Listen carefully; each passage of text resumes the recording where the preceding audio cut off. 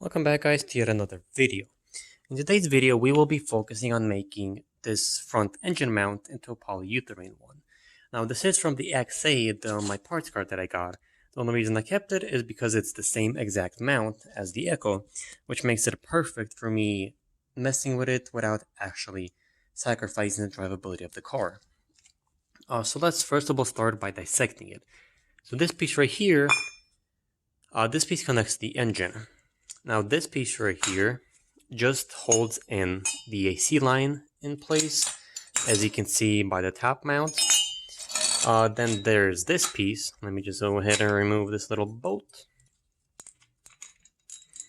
Alright, so here's the actual vibration dampener.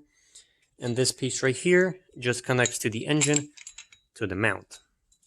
So I can already tell you that there's three things that I can remove from this file right here, making the mount much more simpler.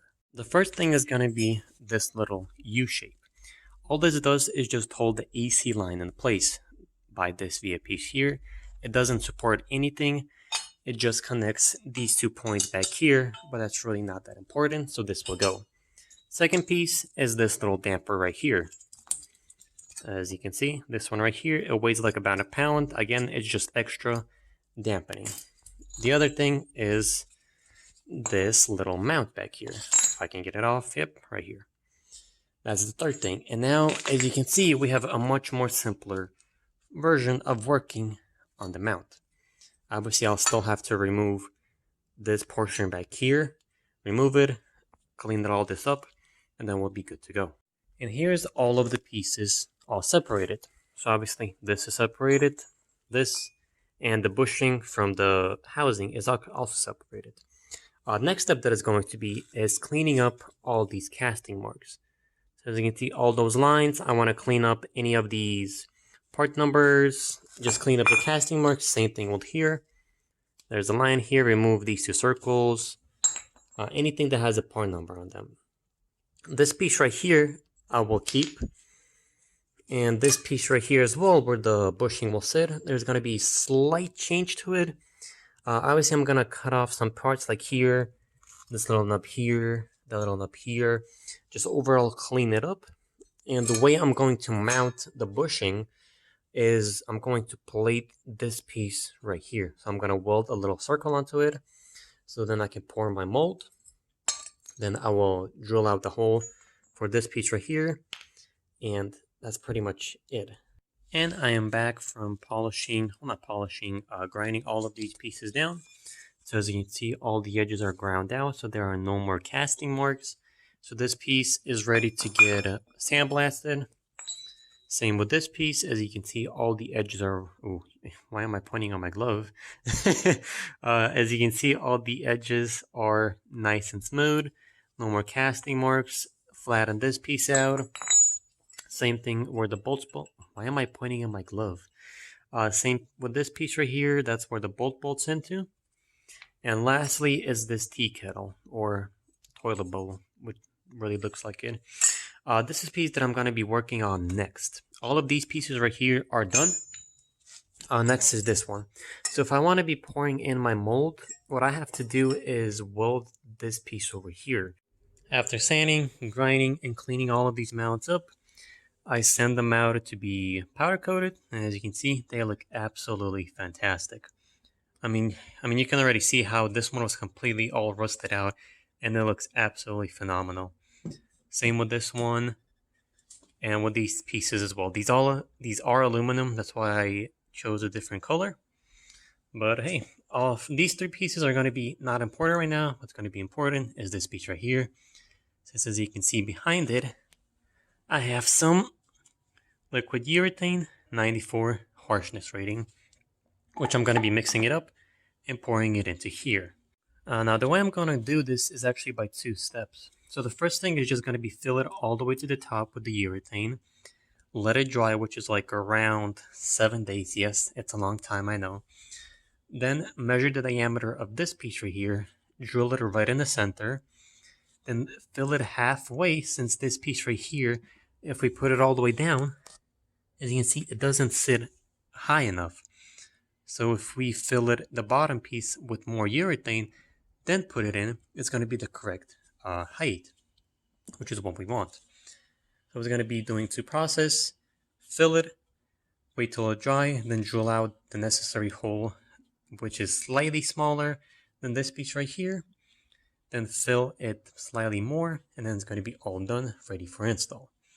So let's go ahead and open this piece right here up, mix it up, and get ready to pour it in.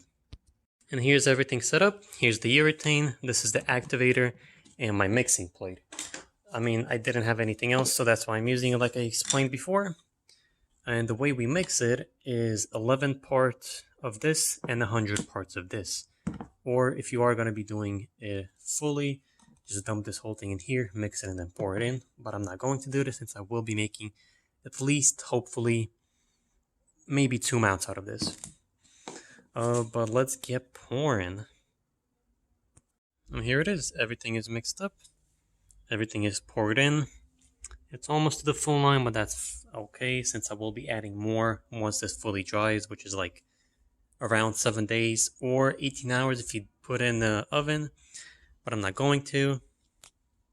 So 7 days it is. And it is pretty important that you do it in a ventilated space. I'm doing it in my garage. The garage is open, so I get plenty of air. And here is the old mount. As you can see, it's all rusty. I apologize about the wind. But let's remove, this is the grounding point, that's why this is here. So let's remove this piece here, clean this area right here up, paint it so it doesn't rust anymore, and then install the new one. And here's all the mounts removed besides this one. Every rust has been removed and painted with some rust reformer. After this dries, I'm going to apply a nice coat of black, and it will look pretty good. Then wait for it to dry, and then install the mounts. And as you can see, this is the mount. It is pretty nasty. It is brittle, nasty. This is the aluminum piece. I might keep this, I'm not sure yet, but again, it's pretty nasty. And here's everything painted. It looks really nice. As well as the entire motor mount is removed. I did have to take off the alternator, the belt, the water pump pulley. Then I could get to this piece right here. But nonetheless, let's wait for these 4 bolts. Car passing by. Once all of those come by, then I'll be able to install the new pieces, and it's going to be looking really good. Now, the one important thing that I haven't done yet is order new bolts and washers and nuts. Obviously, I don't want to reuse these. They're nasty, they're rusty. They've been on the car for like, I don't know, 20 years maybe. So just replacing, ordering some new ones. And here's my new bolts. I absolutely love these things. These are a grade of 10.9. And they're quite new, so they're obviously better, since I don't like reusing the old stuff. As you can see, this is the motor mount that has been installed. Next up, I just gotta install the water pump, which I do need to drop the motor a bit. Then the belt, and then I'll be able to reconnect everything else. And here's the final result. Everything looks really damn good. Everything is torqued to spec. The water pump is back on, the alternator, the belt, all of it is back on. Everything is torqued to spec like I said before. I mean, it just transformed the car. Let's go inside and start it. And we are back in the car. And let's see what changes happen. Now, before I actually do start the car, I do want to point out that sometimes it did vibrate, like very tiny amount. Maybe the motor mounts were bad. That's why I'm actually replacing them. But just to keep in mind. So let's see how much has it changed. Whoop. Alright, I hooked up another battery. Let's see if it starts now. And of course it doesn't. Of course it doesn't. Alright, now as you can see, it's already nighttime. That starter is just a nightmare to deal with. But overall, it cranks. I haven't started it yet. I just saw if it cranks. It cranks. Let's go ahead and see. Wait, manual. Cool, let's go ahead and see how everything is. Oh my god. Did you see the multimeter just coming right off? Look, look. See, it's moving. That's so cool. Oh, wow. I'm going to be going on a test drive with this car to see how the motor mount actually feels. I'm not going to be talking due to the car obviously being loud, being rattly, so I doubt you can actually hear me. So I'll explain and talk about it once I'm back and explain what I will be going going to do further.